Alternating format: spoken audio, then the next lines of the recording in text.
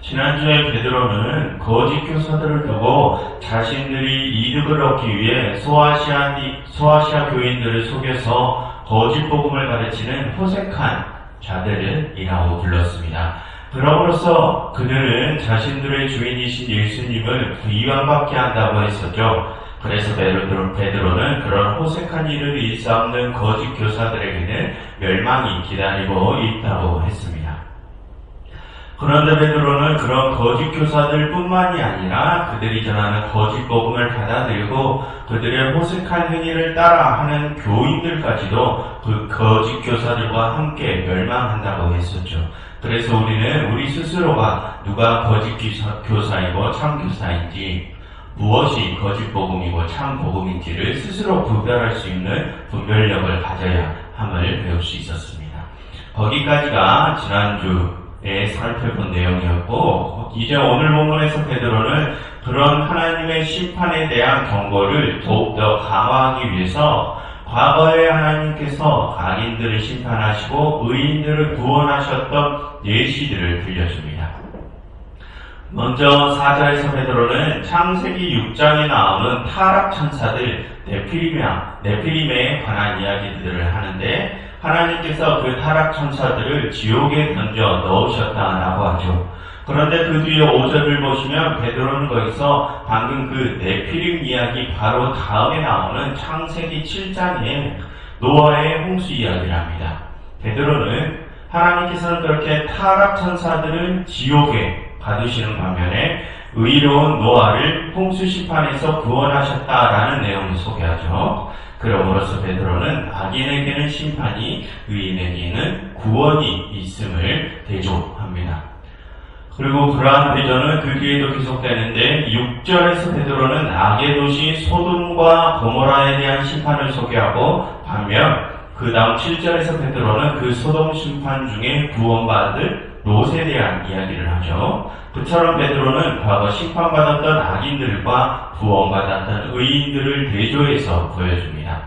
그러니 교인들, 너희들은 그렇게 심판과 구원 중에 어디로 향할 것인지를 너희가 선택해야 한다고 말을 하고 싶었던 것이죠. 그리고 여러분 4절과 9절을 한번 보시면 좀 이상한 말을 베드로가 합니다.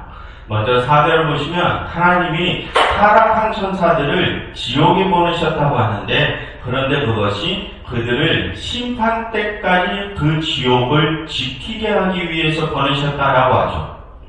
여러분, 여기서 우리는 아직 마지막 심판은 이루어지지 않았음을 알 수 있습니다.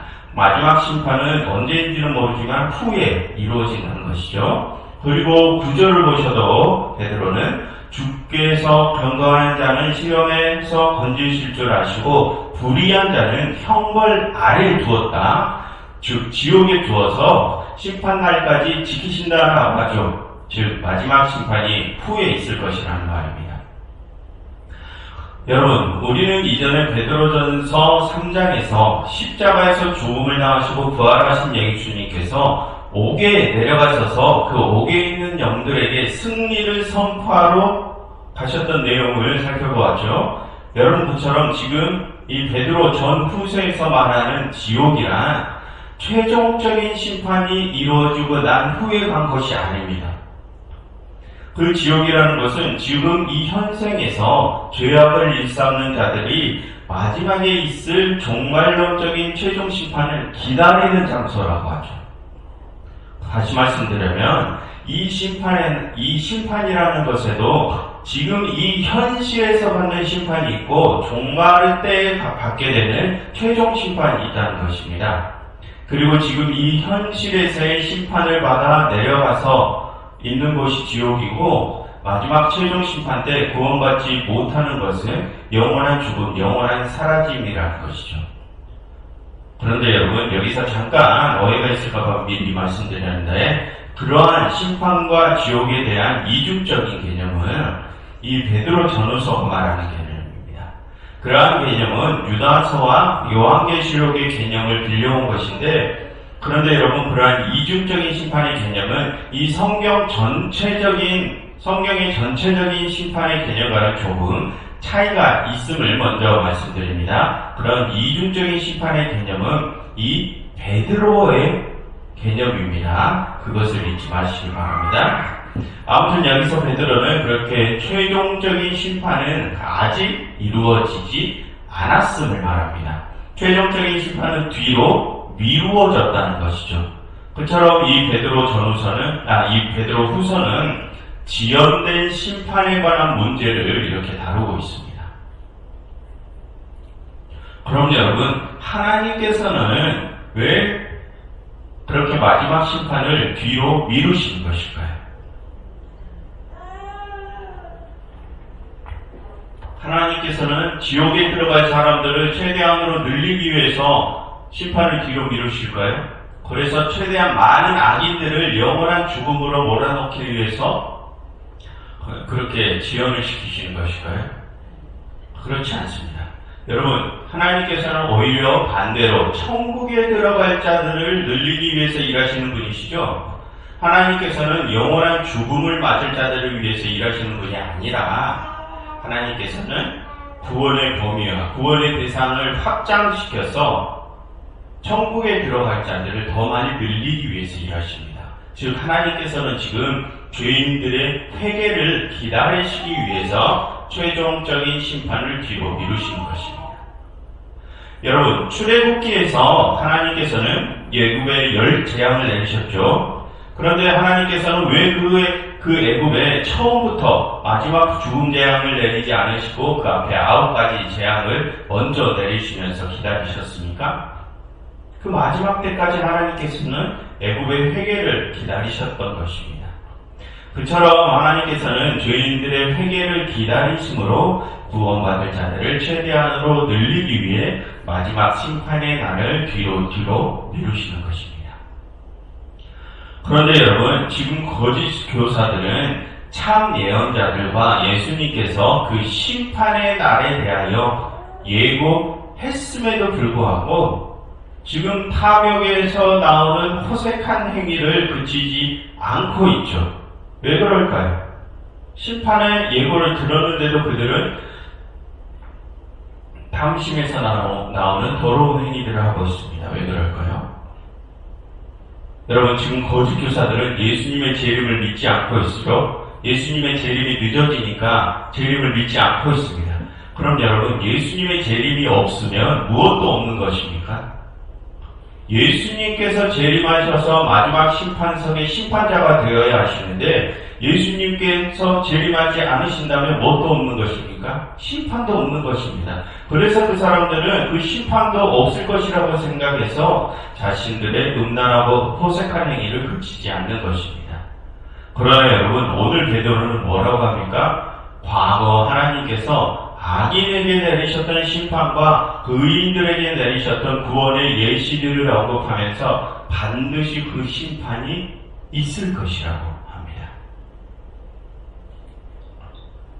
여러분, 그 심판과 구원은 그것을 믿는 자들에게 이루어집니다. 여러분, 그 심판과 구원을 믿지 않고 지금의 삶에서 호색한 행위를 하는 자들은 그들은 어차피 마지막 심판석에서 영원한 죽음으로 향할 것입니다. 그들은 심판과 구원을 믿지 않는 것에 대한 결과를 그렇게 받을 것입니다. 반면 심판과 구원을 믿고 지금 이번의 삶에서 탐심과 호색한 행위를 벌인 자들은 그 믿음으로 말미암아서 구원을 받게 될 것입니다. 심판과 구원을 믿는 그들의 그 신앙이 그들에게 의로운 행위를 이끌어내서 그들을 영원한 생명으로 이끌어갈 것이죠. 여러분, 이전에 이런 말씀을 드린 적이 있죠. 하나님께서 우리에게 주신 여러 계시들은 그것을 믿는 자들에게 이루어지는 것이라고 말씀드린 적이 있죠. 그 계시를 믿지 않는 자들에게는 그것이 이루어지지 않는다고 했습니다. 그것이 지금 이 상황을 가리키는 것입니다. 우리가 미래에 있을 마지막 심판과 구원을 믿고 그것을 위해서 지금 이 순간 탐심과 호색함을 버리고 살아가면 우리에게는 그 구원이라는 계시가 이루어질 것이라는 말입니다. 여러분, 오늘의 본문의 요지는 그것입니다. 너희는 하나님의 그 심판과 구원에 대한 계시를 믿고 구원을 받을 것이냐, 아니면 믿지 않고 영원한 죽음을 맞을 것이냐, 이것을 선택하라. 이것이 오늘 본문의 요지입니다. 여러분, 지금 거짓 교사들은 늦어지는 예수님의 재림 때문에 예수님의 재림과 그에 따른 심판도 없다고 생각하고 있습니다. 하지만 여러분, 살펴보았듯이 그것은 하나님께서 죄인들의 회개를 기다리시기 때문에 재림이 늦어지는 것입니다. 여러분, 우리가 일상 살아가다 보면 하나님께서 실제하시고 하나님께서 우리와 함께 하시고 그리고 후에 하나님이 정말로 우리를 심판하실 것이라는 그러한 사실들을 종종 잊고 살 때가 있죠.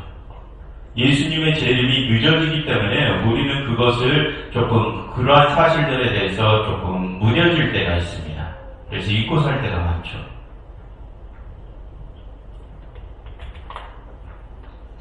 그래서 우리는 우리의 일상에서 아주 가끔씩 하나님의 자녀로서 하지 말아야 될 선택과 행동들을 할 때가 있습니다. 예를 들어서 길을 가다가 쓰레기를 우리가 버려야 하는데 주변에 쓰레기통이 없을 때나 쓰레기통이 꽉 찼을 때 우리는 가끔 그냥 여기 위에다 그냥 올려두고 가지, 뭐 이런 작은 일이 뭐가 그리 큰 대수겠어, 이렇게 생각할 때 행동할 때도 있고, 어떤 물건을 살 때나 교환할 때 내 이득을 위해서 조금의 이득을 얻기 위해서 막무가내로 억지를 부린다든지 일부러 트집거리를 잡아내서 무리한 할인을 요구한다든지 할 때도 있죠. 우리는 그러한 작은 일들은 죄도 아닐 것이라고 생각하며 그냥 대수롭지 않게 행동하고 넘어갈 때가 있습니다. 그런데 여러분, 베드로전서 2장에서 베드로가 뭐라고 합니까? 그렇게 나의 이득을 위해 다른 이들에게 희생을 강요하거나 다른 이들에게 피해를 주는 일은 호색한 일, 탕심에서 나온 행위라고 하죠. 그리고 그런 이들은 어떻게 된다고 했습니까? 심판을 받게 된다고 했습니다. 여러분, 내가 아무데나 쓰레기를 버리면 그것을 치우시는 분들은 나의 행동이기 때문에 한 번 더 허리를 숙이셔야 하죠. 또한 내가 물건을 구입할 때나 교환할 때 물건에 이상이 없는데도 불구하고 그저 나의 조그만 이득을 위해서 막무가내로 억지를 부린다든지 하면 상대는 피해를 입어야 됩니다. 여러분, 그렇게 나의 이득을 위해서 남에게 피해를 끼치거나 나의 이득을 위해서 남의 희생을 강요하는 일은 심판의 대상이라고 합니다. 여러분, 아주 일상적인 예를 들었지만 여러분, 우리가 무심코 하는 그러한 작은 행동들도 허색한 행위들입니다. 그렇게 작은 일에 예민하게 반응하지 못하는 사람들은 큰 일이 다가와도 그와 똑같은 행동을 하게 되죠. 그렇게 작은 일에 나의 이득을 먼저 생각하는 사람들은 큰 일이 다가올 때도 나의 이득을 먼저 생각하며 다른 이들에게 피해를 끼치는 일을 그냥 무심코 하게 됩니다. 그리고 그 일을 모른 척하죠. 외면합니다. 아무것도 아닌 척 그냥 스스로 잊어버리려 합니다. 그런데 여러분, 하나님께서는 분명히 말씀하십니다. 그런 이들에게 심판이 있을 것이라고 하십니다. 여러분, 이 성경에서 가르치는 죄는 술 마시고 담배 피고 교회 안 다니고 그런 것들을 죄라고 하지 않습니다. 우리가 나의 이득을 위해서 남을 희생시키고 남에게 피해를 끼치는 것을 이 성경에서 말하는, 이 성경은 죄라고 하는 것입니다. 그런 행위가 주를 부인하는 행위요, 믿음이 없는 행위라고 하죠. 여러분, 만약 지금 내 옆에 정말로 하나님이 지금 옆에 계시다고 한다면, 또는 정말로 내일 당장 주님의 심판석이 열린다고 가정한다면 우리가 그런 방금과 같은 그런 행위들을 할 수 있겠습니까? 하나님께서 지금 바로 옆에서 내 모습을 지켜보고 계시는데 내가 나의 편의를 위해서 쓰레기를 아무데나 버리고 할 수 있겠습니까? 당장 주님의 심판이 내일 이루어질 것인데 내 이득을 위해서 막무가내로 다른 사람들을 트집 잡아서 할인이나 교환을 요구할 수 있겠느냐? 그 말입니다. 우리는 그것을 종종 망각하고 있기 때문에 하나님께서 우리 옆을 지키고 계신다는 것을 망각하기 때문에 그런 작은 탐심에서 나오는 행동들을 그냥 무심코 행하는 것입니다. 즉 우리가 그런 행동들을 하는 것은 우리가 예수님의 재림과 그의 심판을 잊어버렸다, 믿지 않는다는 증거입니다. 그러니 여러분, 우리가 어떠한 순간에 어떠한 행동을 하든지 항상 심판자 하나님께서 나의 그 모든 모습을 지켜보신다고 생각하고 그 모든 행동들을 하시기 바랍니다. 어느 행동 하나 무심코 넘기지 마시고 그 모든 행동들이 다 심판에서 다루어질 행동들임을 기억하시길 바랍니다. 그래서 우리가 우리의 모든 행동에 의롭고 선한 모습을 보여서 훗날에 있을 그 마지막 심판에서 구원받기를 간절히 바랍니다. 여러분, 이 시간 이렇게 함께 기도하면 좋겠습니다. 하나님, 저희가 모든 순간에 하나님께서 저희를 지켜보고 계심을 잊지 않게 해주세요. 그래서 저희가 모든 행동에 하나님의 뜻대로 행하게 해주시사 그 의로운 행위로 저희의 신앙을 증명하게 해주세요. 예수 그리스도의 이름으로 기도드렸습니다.